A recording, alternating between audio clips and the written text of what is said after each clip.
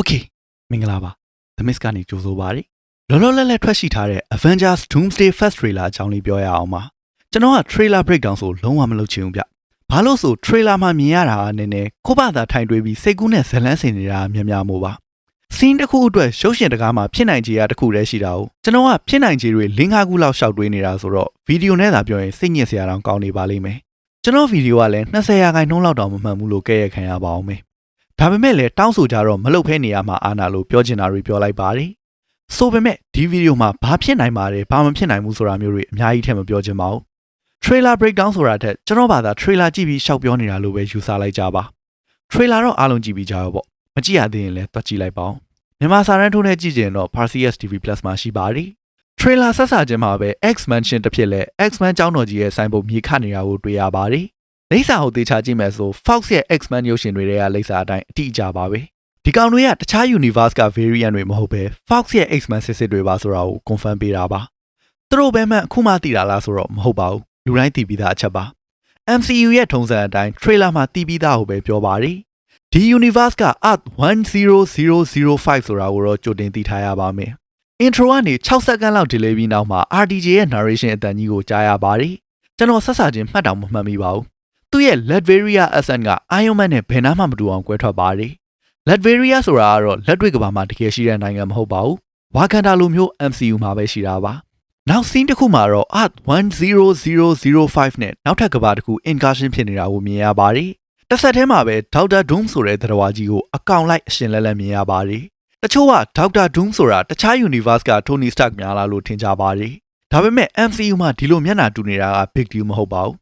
Captain America နဲ့ရုပ်တူတဲ့ Human Torch ရှိသလို Superman နဲ့ရုပ်တူတဲ့ Wolverine ရှိသလို Iron Man နဲ့ရုပ်တူတဲ့ Doctor Doom လည်းရှိနိုင်တာပဲပေါ့ပြန်ဆက်ရရင်အဲ့ဒီနောက်မှာတော့ Fantastic Four ကိုခေါ်ပြီး Avengers Tower ကိုရှောက်လာတယ်ဒီဇိုင်းကလာ2မျိုးကွဲနေတဲ့ Avengers တွေကစီးကြိုနေတယ်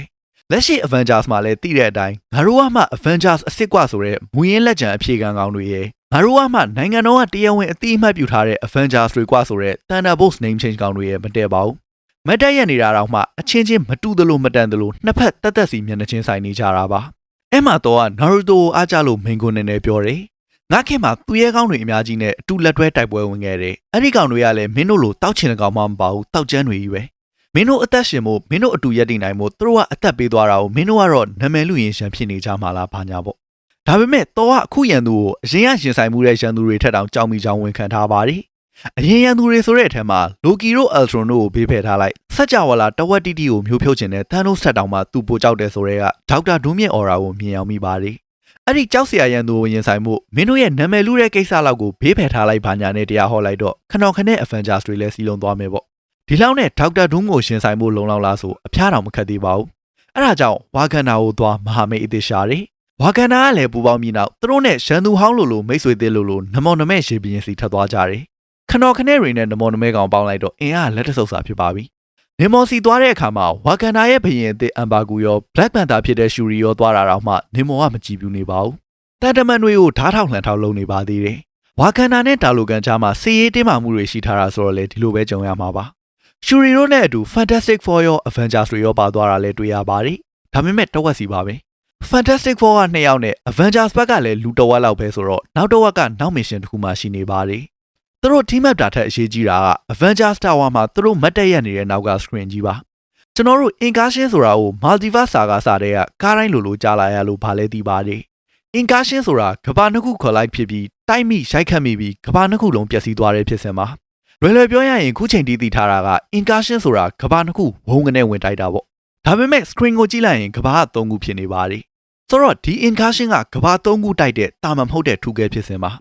ဘယ် Earth တွေလဲဆိုတော့ကျွန်တော်တို့ MCU လို့မူလတည်ထားပြီးသား Earth 616ရဲ့ Fantastic Four တွေရှိတဲ့ Earth 828ရဲ့ X-Men တွေရဲ့ Earth 10005ရဲ့ပါဒီမတ်တက်ရနေတဲ့နေရာမှာ Avengers နှစ်ဖွဲ့လုံးဘက်ကနေလူတွေပြောင်းနေလို့ခံစားရတယ်ဗျအစက New Avengers ဘက်က Sentry လိုနေတယ်လို့ထင်လိုက်တာနှစ်ခါလောက်ပြန်ကြည့်တော့နောက်ကလေကားမှာစုတ်တိစုတ်ပြတ်ထိုင်နေတာတွေ့တယ် Old Avengers တွေဘက်က Steve Rogers လိုနေတာပဲဖြစ်မယ်ထင်ပါတယ်MCU ကရုပ်ရှင်မှာပါတဲ့ကောင်တွေကို trailer မှာဖျောက်ဖျောက်ထားတာခုမှမဟုတ်ပါဘူး Spider-Man 3ကောင်တော့လည်းလုပ်ဘူးသလိုသူ့ရှင်မှာလည်းဥပမာတွေရှိပါသေးတယ်ဆိုတော့တော်နဲ့ Fantastic Four တို့ရောက်လာတဲ့က Steve Rogers ပါလာပြီးဒီ room meeting မှာအတူရှိနေနိုင်ပါတယ် trailer တစ်ခုလုံးမှာပြောင်းနေတာက Doctor Strange ပါ Art 616 incursion ဖြစ်ရတာသူ့မွေတဲ့ပြောကလည်းမကင်းပါဘူးဘယ်နှရောက်နေလဲတော်တော်သိချင်မိပါတယ်နောက်မှာတော့တော့သူ့မိတ်ဆွေဟောင်းကြီး Steve နဲ့ဆုံတဲ့ scene ကိုမြင်ရပါတယ် Steve ကနှုတ်ဆက်တော့ဒါငါကောင်ကြီးအစင်မဟုတ်ရလားလို့တော့မယုံကြည်နိုင်ဖြစ်နေလို့မျောနီယာကိုထိုးပေးလိုက်ပါတယ် Steve ကခက်ပြုံးပြုံးမဲ့ဝါဒီဖြစ်ကြောင်းတည်ပြလိုက်ပါတယ်ဒီမှာသတိထားမိတာတော့မျောနီယာရော Stormbreaker ကိုရောကင်ထားတယ်ဗျ Love and Thunder မှာမြင်ရတဲ့လောက်ထိလက်ရှိမှာ Stormbreaker ကို Love ကသုံးနေတာပါ Love ကိုအိမ်မှာထားခဲ့ရင်တော့လက်နက်တစ်ခုပဲယူလာမှာပါကြည့်ရတဲ့လောက်ဆို Love တော့တစ်ခုခုဖြစ်ထားပါပြီရှေ့ကတော်တရားဟောတဲ့ scene တွေမှာဆိုလဲတော့ဒေါသတန်ပါနေပါတယ်ဒီလောက်ထိဖြစ်ထားတာတော့မင်းတို့ကခုထိရမ်းဖြစ်ကောင်းတော့လားဆိုပြီးစူးနေတဲ့ပုံစံမျိုးပါကြည့်ရတာ Rido လင်မယားရဲ့သား Franklin အပြင်တော်ရဲ့သမီး Love ပါဒေါက်တာ Doom စီပါသွားပြီးထင်ပါတယ် Doom ကဒီကလေးတွေကိုလိုချင်တာဟာသူတို့ရဲ့ power တွေကိုလိုချင်တာပ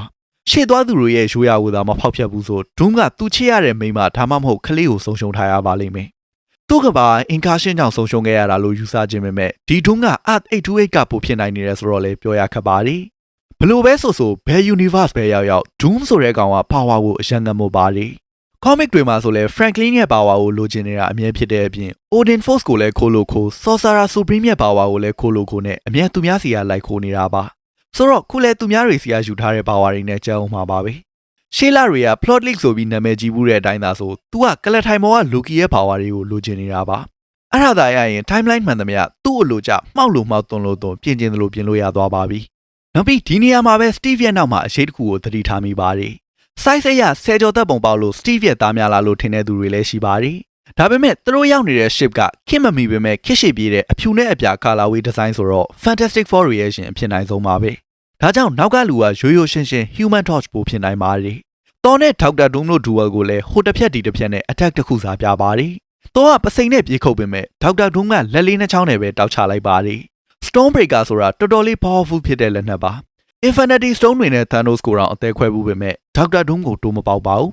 မှတ်မိလားဗျ Thanos နဲ့တော့တော်ကအပေါ်ကနေလွှဲခုတ်လိုက်တော့ Thanos ကမင်းခေါင်းကိုချိန်သိနေလို့ပြောပြီးလက်ဖြောက်တီးသွားလို့တော်ခံလိုက်ရဘူးပါတယ်ခုတစ်ချိန်မှာတော့တော်ကဘေးကနေလွှဲခုတ်တာပါလေဘင်းကိုဖြတ်မဲ့အိမ်ပေါ့ဒါပေမဲ့လည်းမြင်တဲ့အတိုင်းပါပဲဒီ scene က Doom နဲ့ Thanos က power level ကွာခြားမှုကိုမြင်စေခြင်းလို့တမင်ထည့်ထားတာလို့ထင်ပါတယ် Doom နဲ့ Thanos ကတတ်မှဖြတ်မှချင်းတူတီအောင်ရှိပေမဲ့ကွဲတယ်ဗျ Doom က Atta villain Thanos ကတမာတိ villain ပါ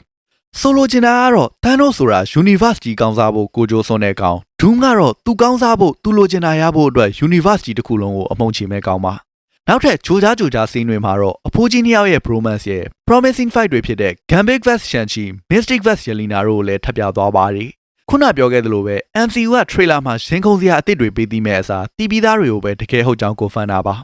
ါမျက်စိစုံနေတဲ့ Cyclops ကိုလည်းပြတာ10ကလောက်ရှိနေပါပြီသူတို့အချင်းချင်း fight နေတာက Infinity War မှာ Avengers တွေနဲ့ Guardians of the Galaxy တွေတွေ့ချင်းဘူးမသိပါမသိ fight ကြသလိုပဲဖြစ်မှာပါသူ့ဘက်ကိုဘက်တီးပြီးထိမှတ်သွားမှာပါပဲ Doom brainwash လုပ်တာကိုခံရတဲ့ hero တွေနဲ့ X-Men တွေခြားကြတယ်လို့ယူဆသူတွေလည်းတွေ့ပါတယ်ဒါပေမဲ့ခုတိုင်းဆို incursion ဖြစ်နေတဲ့ art နှစ်ခုပေါ်က hero တွေကို art ကိုကယ်နိုင်မလားဆိုတဲ့ကောက်ရိုးလေးတစ်မြင်ကိုဆွဲပြီးနောက် art ကကောင်တွေကိုပြေးချတာလောက်ပါပဲ Gambit က fight ထဲကနေဘလို့ထွက်လာနိုင်တာလဲဘာလဲအရှင်းမကြည့်ပါဘူးစဉ်းစားမနေပါနဲ့ရေတတိုင်းရတော့နားလေရခက်တယ်ဗျနေမော်ရိုဆူရိုလိုအကြောင်းကန်တွေအပြင်ဖြစ်နိုင်ခြေတွေကအများကြီးဆိုတော့ဘာကြောင့်ဖြစ်မလဲအတွေးဆုံနေပေမဲ့တခုမှစိတ်တိုင်းမကြလို့နောက် trailer ထပ်ထွက်မှာပဲသုံးသပ်ပါတော့မယ်အဲ့မှာပေါ်တော်မူကြီးက Loki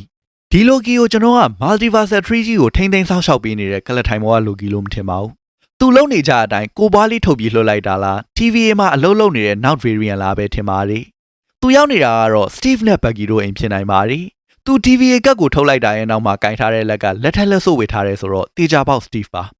Loki ကငါလူကောင်းလေးပါလို့တက်သေးပြဖို့သူ့ရဲ့ဝန်ထမ်း ID ကတ်ထုတ်ပြတဲ့သဘောဖြစ်သလိုငါစီလာလဲခြင်းလာခဲ့ဆိုပြီးလိပ်စာကတ်ပေးသွားတဲ့သဘောလည်းဖြစ်နိုင်ပါတယ်လက်တွေ့ကြတာကတော့ तू က Steve ကို incursion အကြောင်းတစ်ခါတည်းသတိပေးရင်းနဲ့ပြစ္ဆုတ်ပံကာလကိုပို့ပေးလိုက်တာပါဘာလို့လဲဆိုလက်ရှိ Doomsday Timeline တရားကာလမှာ Steve ကအဖိုးကြီးဖြစ်နေပါပြီခုလို age မှာဒီရောက်နေရဲဆိုတော့အတိတ်ကကောင်းပဲဖြစ်ပါလိမ့်မယ်အဲ့ဒီမှာတော်နဲ့တွေ့ Loki အကြောင်းပြောပြနောက်ဆုံး TVA ကတဆင့် God of Time Loki စီတောင်ရှောက်ချင်ရောက်သွားပါလိမ့်မယ်အရှိကြီးမပြောချင်ပါဘူးဆိုမှဗီဒီယိုကတော်တော်ရှည်သွားပါပြီအပိတ်အနေနဲ့ဒီ2မိနစ်ခွဲစာ trailer တစ်ခုတည်းကိုဗဟိုပြုပြီး plot summary ထုတ်ရရင် Dr. Doom ဆိုတဲ့ကောင်ကြီးကသူ့ရဲ့ personal loss တစ်ခုကြောင့် multiversal incursion တွေအချိန်ခီးသွားတာတွေလိုမျိုးအချိန်ကိုအလွဲသုံးစားလုပ်တာတွေကိုမုန်းတီးနေမယ်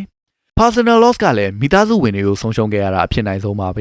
ဒီကိစ္စတွေအားလုံးကိုအစာဖြောက်ပြီး reality အသစ်ဆက်ဆက်တစ်ခုကိုသူ့စိတ်တိုင်းကြပြန်ရေးဖို့ကြိုးစားမယ်ခုတိုင်းဆိုသူ့မှာ Franklin ရဲ့ power ရှိနေတာကတော့တေချာတော့ပါပဲသူ သူ့ကိုရင်ဆိုင်မှုအတွက်တော့အခရာကျတဲ့ leadership role ကိုယူထားမယ်။သူကပဲဥဆောင်ပြီး Avengers နဲ့တခြားကမ္ဘာ hero တွေကိုလူစုမယ်။ခုတစ်ခါမှာတော့သူတို့ကမ္ဘာတွေမကပဲတခြားကမ္ဘာအကောင်တွေပါပါမှာပေါ့။ Professor X တို့ Magneto တို့အတွက်တော့ခုချိန်ကဘဝနေဝင်ချိန်တွေဖြစ်နေပါပြီ။ထင်းတိုင်းကျဲမိုက်တိုင်းလုံနိုင်တဲ့အရွယ်မဟုတ်တော့ပါဘူး။ဒါကြောင့်မျိုးဆက်သစ်တွေကပဲအဓိက fighting play ပါလိမ့်မယ်။ Fantastic Four ကတော့ Doom ရဲ့သတင်းကို Art 616ယူလာပေးမဲ့ရှေ့ဆောင်တွေပါ။ဆိုတော့ Wakanda, Talokan, New Avenger, Fantastic Four, X-Men တွေရဲ့မဟာမိတ်စစ်တပ်နဲ့ Doom စစ်တပ်ကြီးနဲ့စစ်ပွဲဖြစ်မယ်။ Doom ဘက်မှာလည်း Doom Bot တွေ Sentinel တွေအပြင်တခြား dimension တခြား universe က hero တွေပါနိုင်လောက်ပါတယ်။ဆိုတော့ကျွန်တော်တို့ယဉ်နီးပြီးသား hero တွေကိုတကောင်ထက်ပိုမြင်ရဖို့များတယ်ပေါ့။ Iron Man တို့ Wolverine တို့ပါလာရင်ပျော်စရာကြီးနေမှာပါ။နှစ်ဖက်လုံးအတွက် Loki က key ဖြစ်နေနိုင်ပါတယ်။ Doom က Loki စီရောက်သွားပြီး Loki ဘာဝါတွေရသွားလို့ကတော့ပြီးပါပြီ